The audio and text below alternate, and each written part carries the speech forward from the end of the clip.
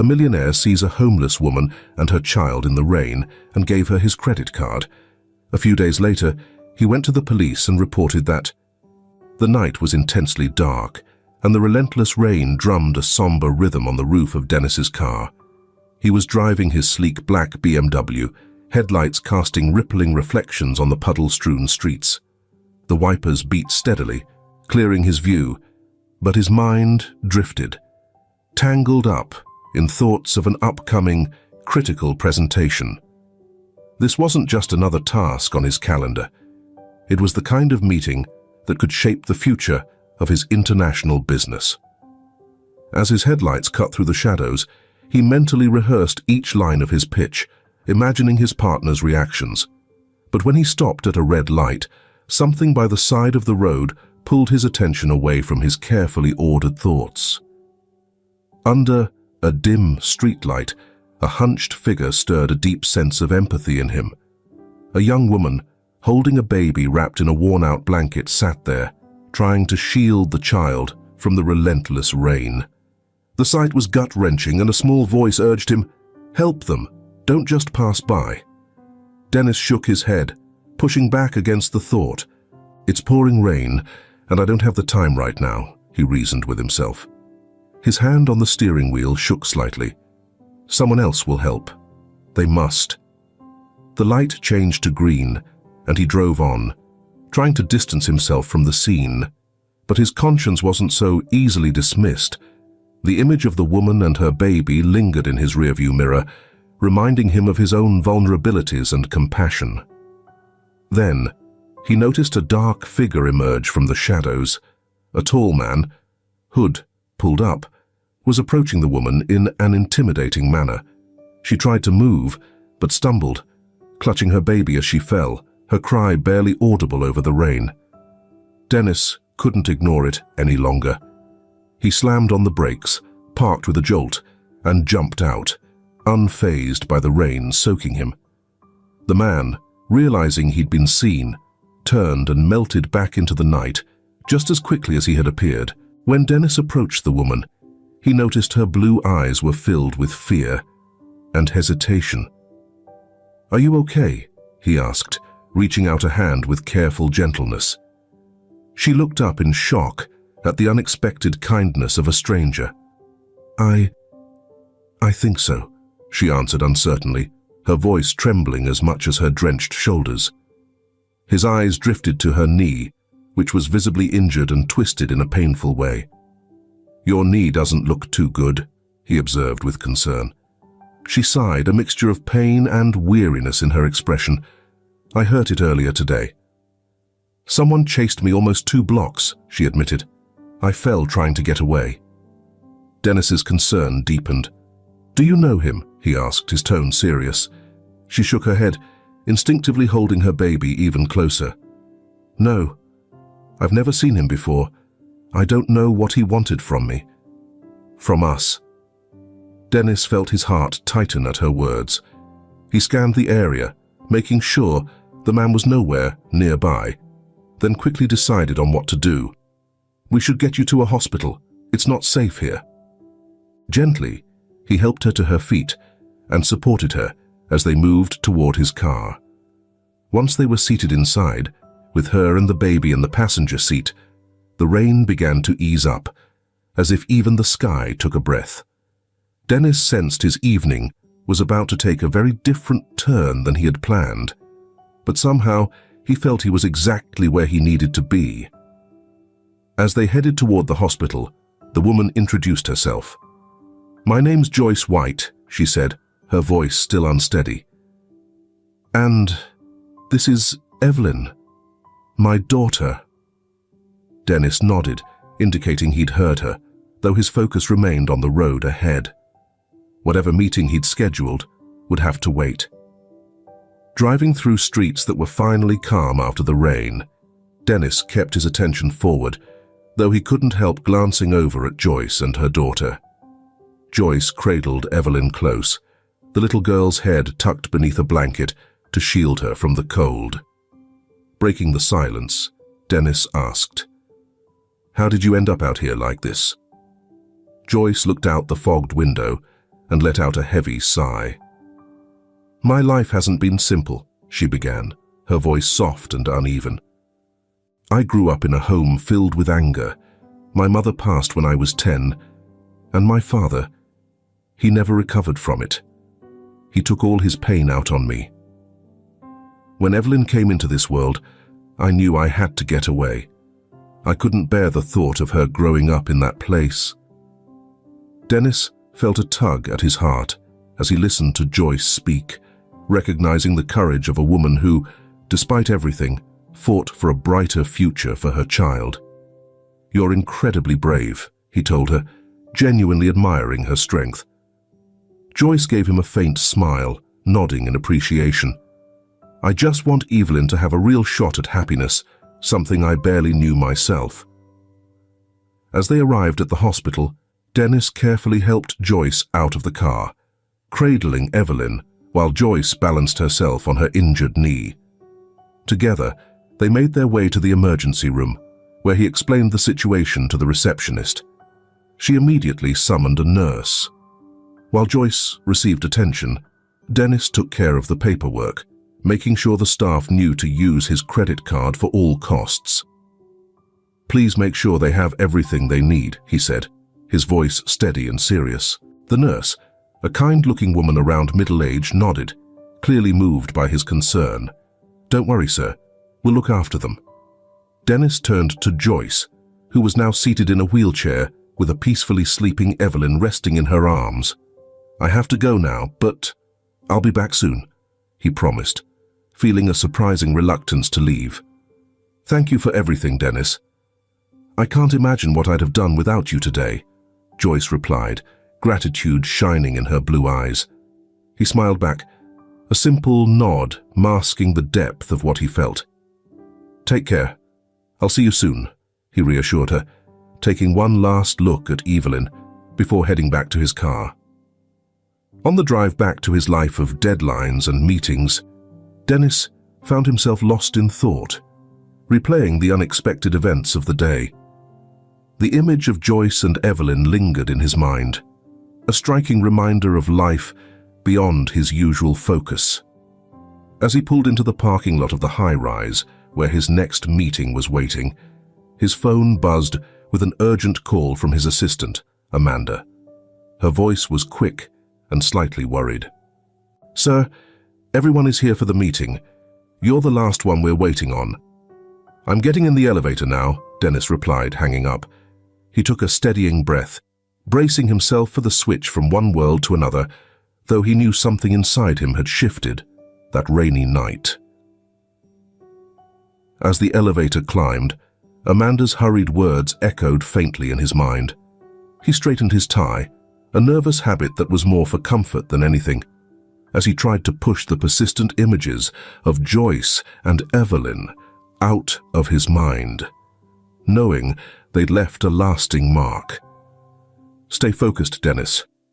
Business first," he muttered to himself, pulling together the composure and clarity his role demanded.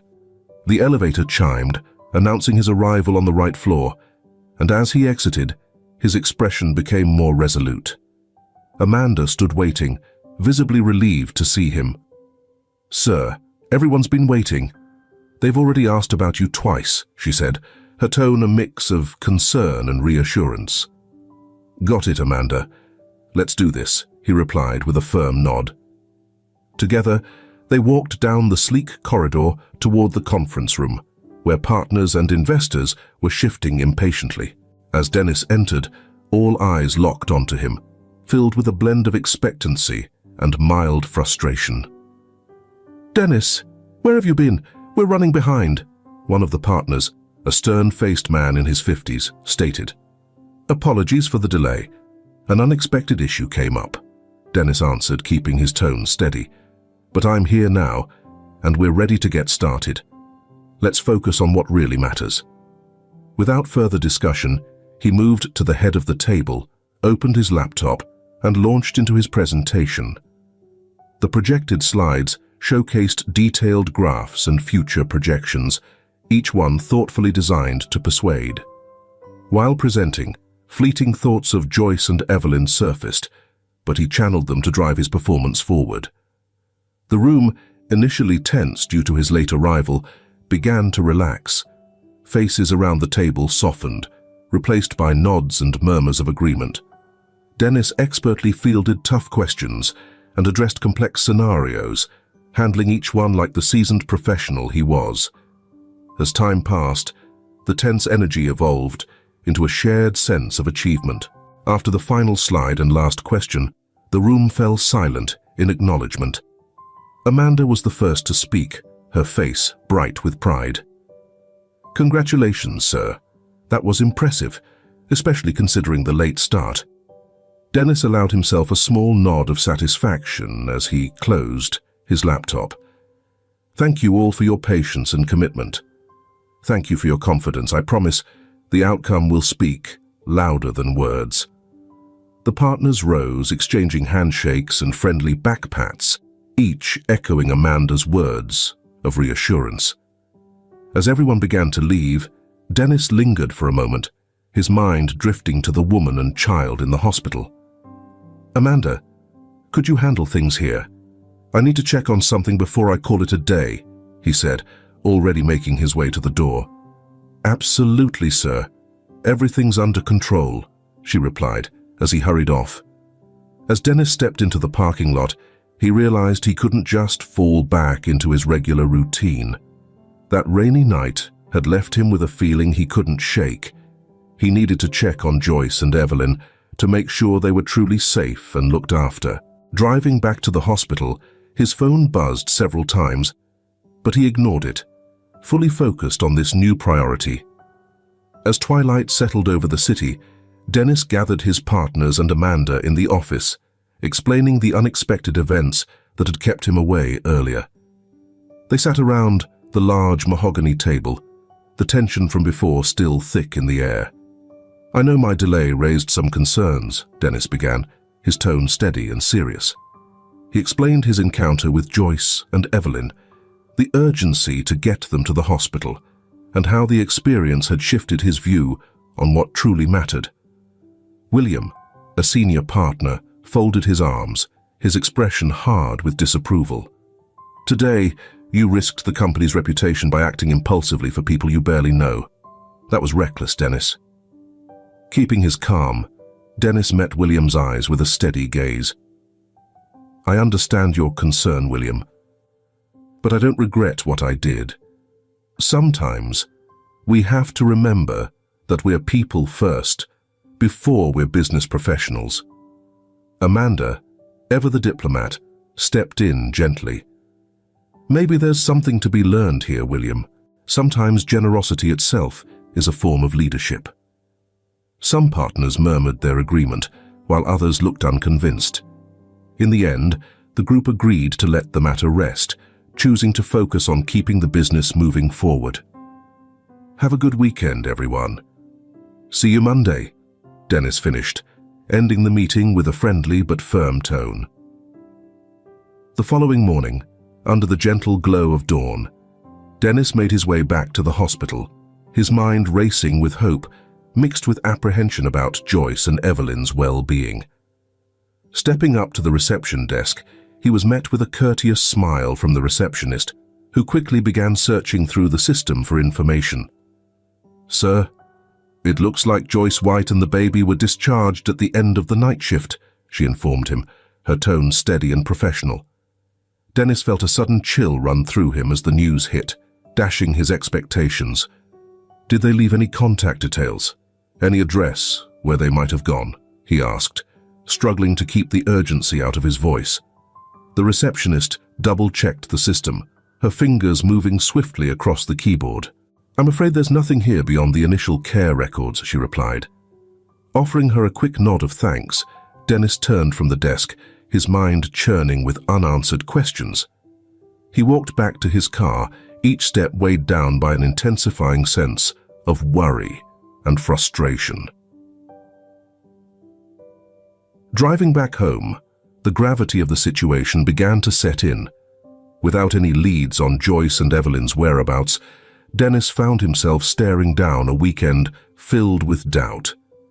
The moment he entered his house, he hurried to his office, digging through his bag to find his phone, hoping for any missed call or message that might provide a clue. Yet, as he tried to turn it on, he realized it was completely dead.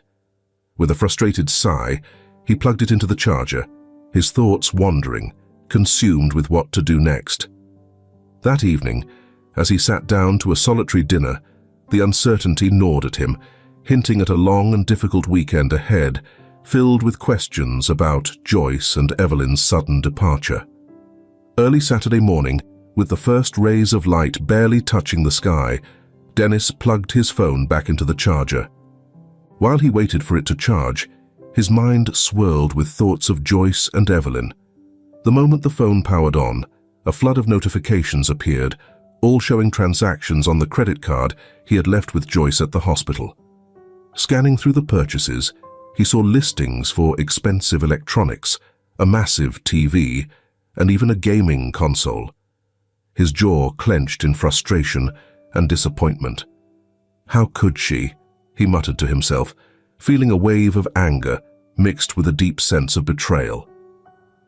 Intent on getting to the bottom of things, Dennis threw on his jacket and made his way to the electronics store where the items had been bought. The place was buzzing with customers checking out the latest gadgets. Dennis headed straight for customer service, where a young employee welcomed him with a courteous smile. "Good morning. I need assistance regarding some suspicious transactions made here yesterday," Dennis said, showing the notifications on his phone. The employee, slightly taken aback, immediately called for the manager. "Let's look into this for you, sir," said the manager, a no-nonsense woman in her 40s. "Can you describe who might have made these purchases?" Dennis described Joyce and then mentioned the mysterious man he'd seen her with on that rainy evening. The manager agreed to check the security footage, leading him to the back room where the monitors were located. As the footage from the previous night played on the screen, Dennis's focus intensified, expecting to see Joyce at the checkout. But to his growing dismay, it wasn't Joyce in the video. It was the man he had seen approach her. The man wandered the aisles, selecting high-ticket items with a casual ease that grated on Dennis's nerves. "That's him," Dennis pointed, a flash of anger in his eyes. "But where's Joyce? Were they together? Was this some kind of setup?" The manager froze the screen, giving a clear view of the man's face. "We don't recognize him as a regular here," she said, "and we didn't see the woman you described." Feeling both frustrated and perplexed, Dennis thanked the manager and left. The idea that he might have been scammed, that Joyce could be involved, gnawed at him, but a part of him was unwilling to believe it was all a trick. Resolved to get answers, Dennis decided his next move would be to track down the man from the footage.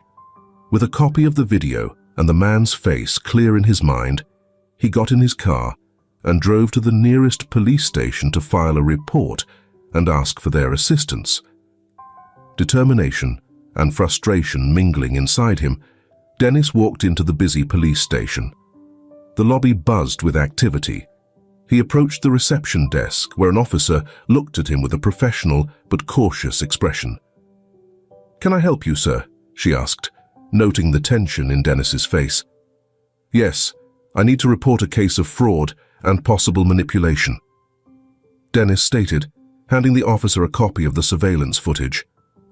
"I believe this man is involved, and he might be aiming to harm an innocent woman." The officer scanned the footage briefly and summoned a detective. Dennis recounted the entire ordeal, from meeting Joyce and Evelyn to uncovering the unauthorized purchases. The detective, a middle-aged man with a sharp gaze, listened intently and promised to assist. "Let's see what we can do to track him down." "You have his address, right?" the detective inquired. With the electronic store's help, Dennis had obtained the suspect's address, which was linked to the delivery of the items. Armed with this lead, Dennis, the detective, and a team of officers made their way to the address, located in a rundown neighborhood on the city's outskirts. Arriving at the area, the detective organized a careful approach. The narrow streets and neglected homes conveyed a sense of hardship. Dennis's nerves heightened with each step. As they rounded a corner, Dennis suddenly spotted the man from the footage. "There he is," he called out, pointing. The suspect noticed the officers and bolted, prompting a chase through the maze-like alleys. After a tense pursuit, they caught up to him, restraining him as he resisted arrest. Back at the station, the man, identified as Walter, was placed in an interrogation room. Dennis watched from behind a one-way mirror as the detective began questioning. "Why were you using someone else's credit card to make such large purchases?" The detective asked calmly but firmly. Walter looked down, his hands shaking slightly. "It was Joyce. She gave me the card and told me I could use it to buy some things," he claimed, his voice wavering. Listening through the glass, Dennis felt a mix of frustration and disbelief, exchanging doubtful glances with the officers nearby. "He's lying," Dennis murmured, though a sliver of doubt crept in, unsettling him. "Let's verify his story," the detective said, stepping out to continue the investigation. Meanwhile, Dennis sat in the station's waiting area, thoughts racing as he tried to piece together the truth. Everything felt like it was getting more tangled, and Dennis knew he'd have to stay calm if he wanted to get to the bottom of things. After the intense interrogation, he felt lost and helpless. He decided to let the authorities and his lawyer, Paul, a highly skilled professional, take control of the situation. Over the next few days, he threw himself back into work, trying to push aside thoughts of Joyce, Evelyn, and the enigmatic Walter. But the uncertainty lingered, casting a dark shadow over his life. 2 weeks of restless nights and grueling days had passed when, on a quiet afternoon, his phone buzzed with a call from an unrecognized number. Dennis was deep in a meeting and dismissed the call, assuming it was a sales pitch or some kind of spam. When it rang again, he silenced it without even glancing. But on the third ring, curiosity, mixed with an odd sense of urgency, prompted him to answer. "Hello," he said, his voice carrying a hint of frustration at the interruption. There was a pause, and then a woman's voice, shaky and anxious, spoke quickly. "I'm sorry. I was forced to do this," she said, and before he could reply, the line went dead, leaving a strange silence. Dennis froze, still holding the phone to his ear, trying to make sense of the words. "Forced to do what?" he muttered, confused. The voice seemed faintly familiar, but the briefness of the call left him questioning himself. Back at the table, he stared at his phone, hoping the caller would try again, but there was only silence. "Is this another trick?" he wondered, now suspicious of everything. Acting on impulse, he left the meeting room and headed straight to Paul's office. "Paul, I got a weird call," he said. "A woman told me she was forced to do this, and then hung up. I need to know if it was Joyce. Can you trace the number?" Paul, always focused and methodical, nodded, already tapping on his laptop. "Let's see what we can uncover, Dennis. This could either be a major lead or just another layer of confusion." As Paul worked, Dennis sat, his mind racing. The mystery behind the call gnawed at him. If it was Joyce, why would she reach out now? And what had she been forced into? The idea that she could be in danger started to grow, filling him with a new urgency. Paul finally raised his head, his face set in a serious expression. "The call came from a public phone, which complicates things a bit," he explained. "But it's located near where you mentioned first running into Joyce." Hearing this, Dennis felt a surge of purpose. "Then let's go," he replied, grabbing his car keys. "If there's even a chance this could lead us to Joyce and clear up this whole mess, I need to see it for myself." They left the office, the sky darkening overhead as they drove toward the phone booth's location. Both men were lost in thought, wondering what they'd uncover. Dennis and Paul arrived at a dimly lit street corner where the booth stood, a relic from another era that seemed out of place in the modern cityscape. "I'll try calling the number back," Dennis said, taking out his cell phone. His fingers hovered over the keys before he finally dialed the number he'd saved. As the line connected, he felt a strange mix of hope and unease. Then someone picked up. "Hello, Joyce?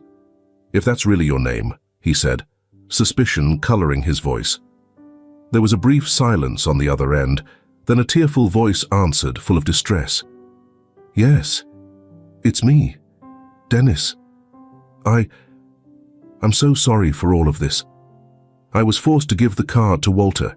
He's a loan shark. He threatened me and my daughter. I tried to run, but he caught up with us." Dennis's heart pounded as his worst fears were confirmed. "Joyce, where are you now? I need details. How did he find you, and what exactly did he threaten you with?" She sniffled before replying, her voice still trembling. "I'm in hiding now. He tracked me down the day after I left the hospital. Walter knew my usual spots. He said if I didn't hand over the card, something bad would happen to Evelyn."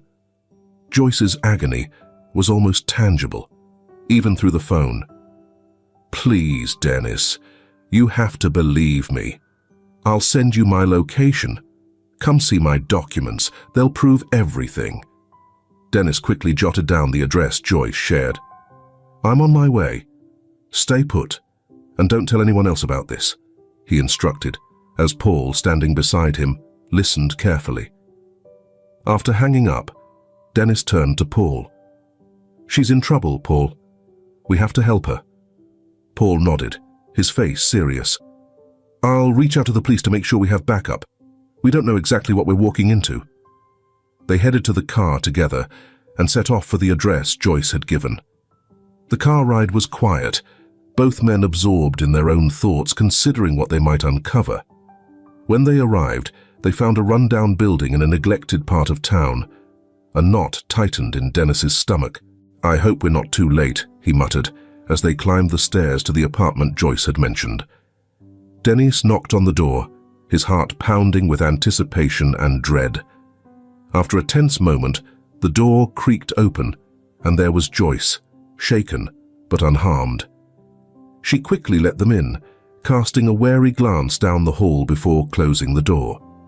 Inside, Dennis noticed papers scattered on a small dining table, a glimpse into Joyce's life that might hold some much-needed answers.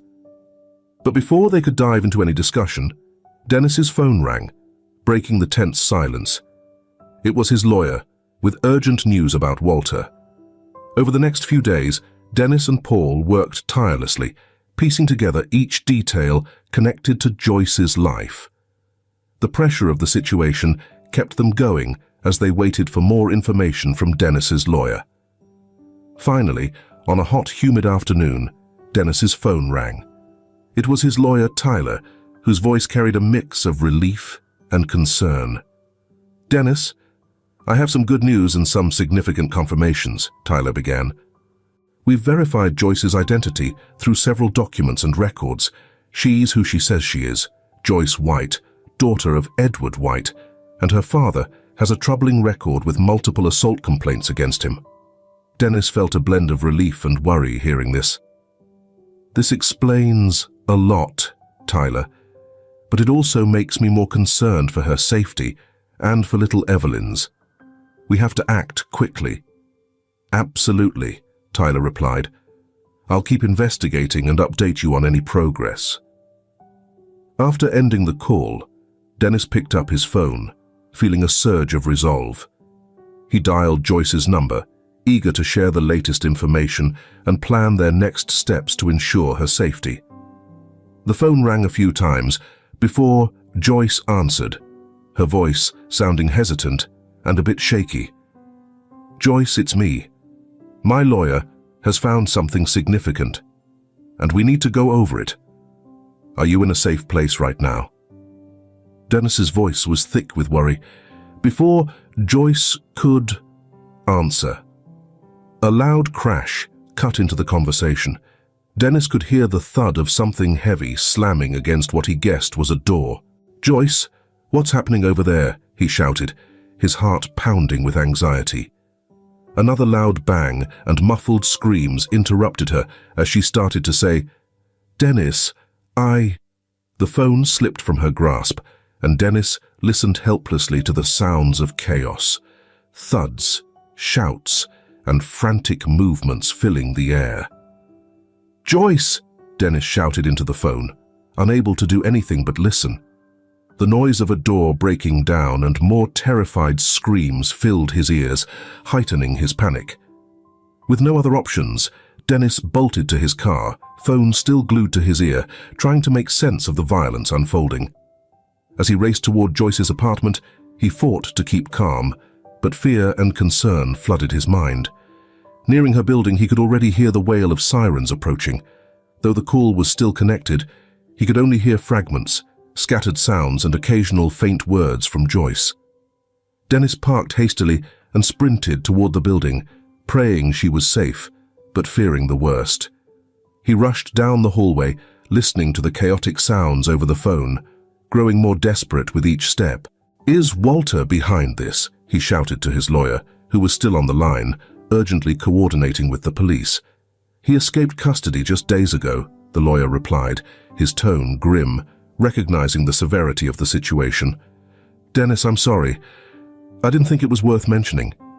We didn't expect he'd do something so extreme. This is serious, Tyler. We need the police here now." Dennis bound up the stairs 2 at a time, calling back over his shoulder, "I'm going to her apartment. Do whatever you can to get help here fast." As he reached Joyce's floor, his heart pounded in his chest with urgency.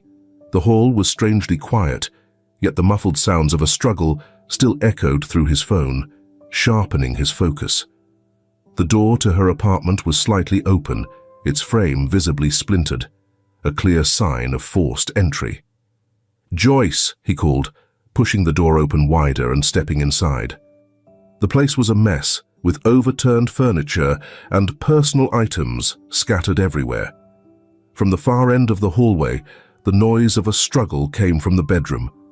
Determined, Dennis moved quickly, his pulse thundering in his ears. As he neared the bedroom, the sounds of fighting grew louder. He swung the door open to find Joyce struggling against a man he instantly recognized, Walter. "Let her go!" Dennis shouted, charging forward to intervene. Caught off guard, Walter released Joyce, turning with a snarl. "You shouldn't be here," Walter growled, positioning himself defensively. Joyce, visibly shaken and tearful, backed into a corner, eyes wide with fear. Adrenaline-fueled, Dennis advanced on Walter without waiting a second. The two men clashed in a fierce, tense struggle that sent more furniture crashing around them. At one point, Dennis managed to land a solid hit, sending Walter reeling back against the wall. "Dennis, I'm okay," Joyce whispered, her voice shaky. The lawyer had finally alerted the police, and they were on their way when sirens wailed in the distance. Dennis kept a firm hold on Walter, waiting for law enforcement to arrive. Relief that he'd made it in time mingled with anger at the danger Joyce and Evelyn had endured. He knew that in the next few hours, it would be essential to make sure Walter couldn't harm them again. "It's okay now, Joyce." "It's okay," Dennis reassured, his words as much for himself as for her, while the police stormed into the apartment, taking over the situation. Dennis barely gave the speed limits a second thought as he raced across town in an effort to reach Joyce before anything worse could happen. The moment he arrived, he parked with a screech and dashed out, leaving the car unlocked in his haste. Adrenaline surged as he pushed through the lobby, opting to take the stairs 2 at a time rather than wait for the elevator. Joyce's terrified voice echoed in his mind with each step, guiding him down the hallway toward her apartment. Noticing her door slightly open, Dennis didn't hesitate. He entered, his heart pounding in his chest. Inside, the sounds of a struggle led him straight to Joyce's bedroom. There, he found Walter trying to force his way into the room where Joyce had barricaded herself. Without a moment's thought, Dennis yelled, "Walter, step away from her now!" Walter spun around, startled, with a furious glare. "This is none of your business, Dennis," he snarled, advancing toward him with menacing resolve. While not a trained fighter, Dennis had some self-defense skills and braced himself, ready to put them to use. Dennis sized up Walter's approach, and as he lunged, sidestepped and used Walter's momentum against him, twisting him into a painful arm lock that brought him down hard. "She will never be yours, Walter. This stops now," Dennis declared, holding Walter securely on the ground. Just then, police officers, alerted by Paul, burst into the apartment, quickly taking in the situation. They handcuffed Walter, who continued to resist even as they restrained him. With Walter finally in custody, Dennis turned to the bedroom door. "Joyce, it's me, Dennis. You're safe now. You can open the door." There was a pause, and then the sound of the lock turning followed. The door opened slowly, revealing Joyce, her face tear-streaked and eyes red with fear. Seeing Dennis, she ran to him, wrapping her arms around him tightly. "Dennis, I don't know what I would have done without you. Thank you for not giving up on me," she whispered, clinging to him as if she never wanted to let go. Dennis held her close, whispering, "You'll never go through this alone again, Joyce. We'll make sure he can never hurt you again." He felt a powerful blend of relief and anger as he thought about the nightmare she had endured. As the police took statements and processed the scene, Dennis remained by Joyce's side, making sure she felt safe and protected. Yet he knew that despite the initial relief, the road ahead wouldn't be easy. They would have to confront the legal and emotional fallout from everything that had happened. In the days after the encounter with Walter, Joyce's life began to shift under Dennis's protective presence. Though the trauma of the event lingered like a shadow, Dennis's unwavering support provided her a steady anchor. He spent nearly every day at her apartment, helping her not only repair the physical damage, but also rebuild the confidence she needed to move forward. He hired painters and carpenters, turning the once dim space into a bright and inviting home. "How are you feeling today, Joyce?" Dennis would ask during his daily visits, while Evelyn played with her new toys on the living room floor. "A little better, Dennis," Joyce would reply, a hint of a smile on her face. "Seeing the apartment transform gives me hope that things can actually improve." Dennis smiled back warmly, his gaze filled with understanding. Over the weeks, Dennis and Joyce started going out together, choosing open, peaceful places like parks and gardens where Evelyn could run and play while they talked, purposefully avoiding the recent trauma. During these moments, Dennis realized just how much his admiration for Joyce had deepened into something more. "Joyce, you're amazing, not only for surviving everything you went through, but for how you're rebuilding your life," he told her one afternoon as they watched Evelyn chase butterflies. His words touched Joyce, who was a little shy and looked down. "I couldn't have done any of this without you, Dennis. You've been there just when I needed it most." Even as their bond grew and a quiet romance blossomed. Dennis understood Joyce's recovery was still ongoing. They had legal battles to tackle with the case against Walter, as well as her regular therapy sessions to help her heal. "Every day is one step closer to peace, Joyce, and I'll be here with you every step of the way," he promised, holding her hand as they strolled home after a day outdoors. Though they embraced these new beginnings and cherished their time together, the looming legal and emotional challenges occasionally clouded their happiness. As they prepared to step into the next phase of their lives, Dennis knew they still had a long journey ahead, one they would face together. On a peaceful afternoon, Evelyn was finally resting after hours of playing, and Dennis and Joyce sat together on the couch, both enjoying a quiet, shared moment. The ringing of Dennis's phone abruptly broke the enveloping silence that had been surrounding them like a comforting blanket. As he glanced at the screen, He saw it was his lawyer, a call he had been expecting yet dreading. The news about Walter's case was something both he and Joyce knew they'd have to confront, but they couldn't help feeling uneasy about it. In the days that followed, Dennis and Joyce put their energy into creating a new beginning for her and Evelyn, striving to move past the painful shadows of her trauma. Dennis used his network of contacts and resources to find a new home for them, a secure, tranquil apartment far from the memories that haunted Joyce. This move was not merely about finding a new space to live. It symbolized a fresh start, a new chapter with a sense of safety and renewed hope. "Look, Joyce," Dennis said as he guided her through the apartment. "This place has round-the-clock security and a beautiful park right outside. Evelyn's going to have so much space to run around and play." The apartment felt bright and welcoming. Sunlight streamed through the windows, filling the freshly painted rooms with warmth. The space seemed to carry a promise of brighter days ahead, and Dennis could see a hint of relief and hope in Joyce's expression.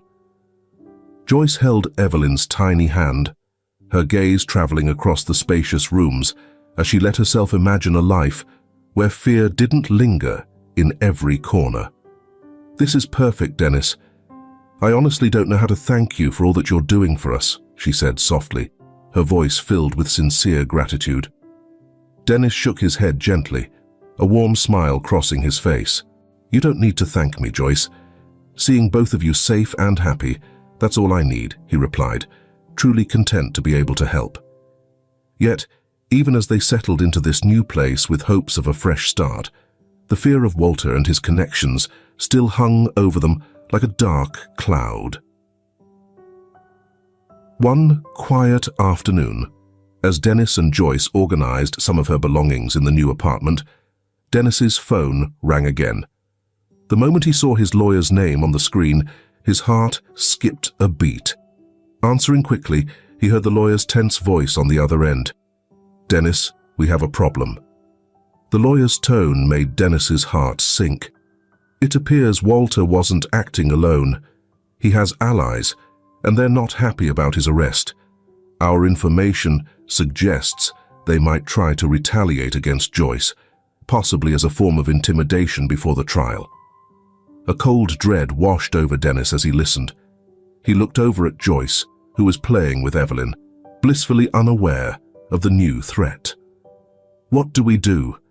We can't leave them exposed like this," he said, his voice thick with worry. "I'm coordinating with the police to arrange additional security around Joyce and Evelyn," the lawyer assured him. The lawyer advised, "Perhaps it's wise to think about extra protection for them. Bringing in private security might be a smart move until we can get this settled." Dennis didn't hesitate, fully committed to keeping Joyce and Evelyn safe. "Make those arrangements and keep me updated on anything new," he instructed before ending the call. With a serious look, he approached Joyce. "Joyce, we need to talk. There's a new situation that's come up," he began, bracing himself to explain the latest threat on the horizon. That afternoon, they strategized, determined to keep their peaceful lives from being disrupted once again. The discussion was intense but essential, full of assurances and safety measures, as they planned to protect their small but cherished family. As the sun began to set, casting a quiet calm over the day, Dennis felt both resolved and uneasy. Yet he was unwavering in his promise to keep Joyce and Evelyn safe and happy. The looming threat of Walter and his associates would not cast a shadow on the future they were working so hard to rebuild. With Dennis's steady support, Joyce and Evelyn's lives slowly started to regain stability. He not only secured a safe place for them to live, but also helped Joyce find meaningful work that matched her skills and gave her a renewed sense of purpose. Dennis used his network to find the right opportunities for her, ensuring she could work somewhere safe and supportive. Over dinner in their new home, Dennis asked, "How was the interview, Joyce?" Evelyn was happily playing on the floor nearby, arranging colorful blocks with a big grin. "It went really well, Dennis," Joyce replied, her eyes bright with gratitude and hope. My background impressed the manager, and the workplace is very welcoming. I think I'll be happy there, she added, her voice filled with excitement. Dennis nodded, smiling. I knew they'd see your potential. You have so much to bring to the table, Joyce. I'm really happy for you. As days went by, Dennis and Joyce spent more time together, not only sharing responsibilities with Evelyn, but also exploring new pastimes, whether it was visiting a local exhibit, catching a movie, or strolling through the neighborhood park. Each moment strengthened their connection. One afternoon, as they watched Evelyn playing joyfully at the park, Dennis gently reached for Joyce's hand. The lawyer suggested, it may be wise to consider additional protective measures for them. Hiring private security might be a prudent step until we can get this situation under control. Dennis, without hesitation, agreed and resolved to do whatever it took to keep Joyce and Evelyn safe. Please make the arrangements and keep me updated on any changes, he replied, before ending the call. He walked over to Joyce, his face marked with a seriousness that caught her attention. Joyce, we need to talk. There's something new we need to discuss, he began, choosing his words carefully as he prepared to explain the fresh danger they were facing. They spent the rest of the afternoon together, outlining the precautions they'd need to take and focusing on preserving the calm they had worked so hard to build. It was a difficult conversation, full of concern and resolve, as they made promises to stay vigilant and protect their little family. As dusk settled, casting long shadows across the room, Dennis felt a powerful mix of determination and anxiety. Despite the challenges ahead, he was committed to ensuring the safety and happiness of Joyce and Evelyn. He knew the threat of Walter and his accomplices wouldn't be easily dispelled, but he wouldn't let it disrupt the peaceful life they were creating together. Slowly, life began to stabilize for Joyce and Evelyn, thanks to Dennis's unwavering dedication. Beyond providing a secure home, he actively helped Joyce find a job that aligned with her skills, one that would give her both financial independence and a renewed sense of purpose. Leveraging his network, Dennis sought out a work environment where Joyce would feel valued and safe. One evening over dinner in their new home, Dennis asked, "How did today's interview go, Joyce?" Nearby, Evelyn was busy stacking colorful blocks on the living room floor, her laughter filling the room with warmth. Joyce looked at Dennis with gratitude in her eyes, her face lit with hope. "It was wonderful, Dennis. The manager seemed genuinely impressed by my experience, and the atmosphere there is so welcoming. I feel like I could really thrive in that job," she shared, her voice filled with anticipation. Dennis smiled, his eyes reflecting pride. "I knew you'd make a great impression. You have so many valuable skills, Joyce. I'm truly happy for you."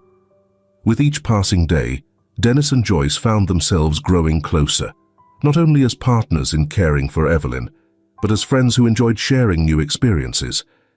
Whether they were visiting a local museum, catching a movie together, or simply taking a leisurely walk through the park, these small moments drew them together.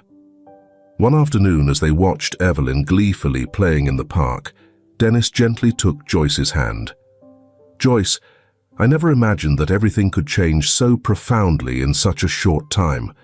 Since you and Evelyn entered my life, it feels as though every corner has brightened, and everything finally feels whole," Dennis confessed, his gaze steady and sincere as he looked into her eyes. Joyce felt the warmth of his words resonate within her, and she responded by gently squeezing his hand, a soft smile lighting up her face. "I feel exactly the same, Dennis. You've brought us a sense of safety and happiness that I never thought possible. I honestly don't know how we would have managed without you," she replied, her voice soft but filled with gratitude. The conversation drifted naturally to their hopes and aspirations, to what they could build together. They talked about future plans and shared dreams, imagining all the possibilities that seemed to unfold before them now that they were together. Yet even in the midst of this budding happiness, Dennis stayed vigilant.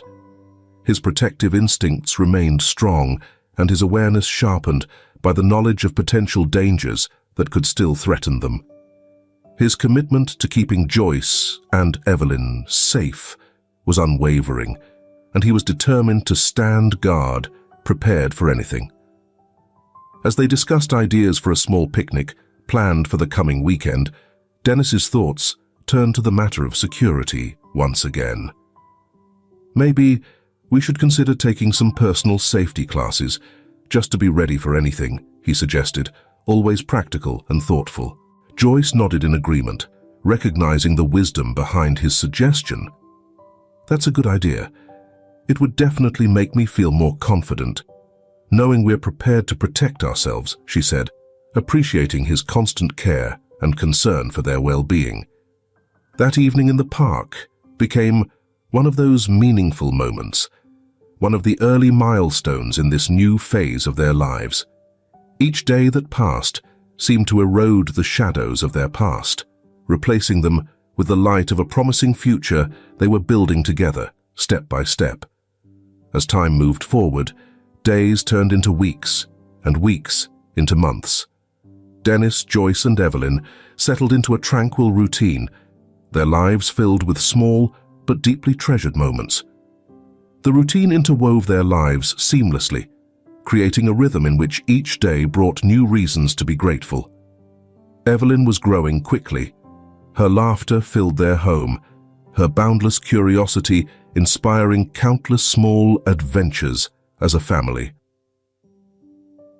On a peaceful afternoon, as they sat together in their garden watching Evelyn play, Dennis gently held Joyce's hand. "Can you believe how much has changed?" he asked, his voice filled with warmth and wonder as he gazed at her with a smile. Joyce looked at him, her eyes shining with love and gratitude. "Sometimes it all feels like a beautiful dream, one that I never want to end," she replied, her voice soft but heartfelt as she squeezed his hand in return. "You've changed everything for us, Dennis. I'll always be grateful for that." In a way she hadn't thought possible, the truth was undeniable.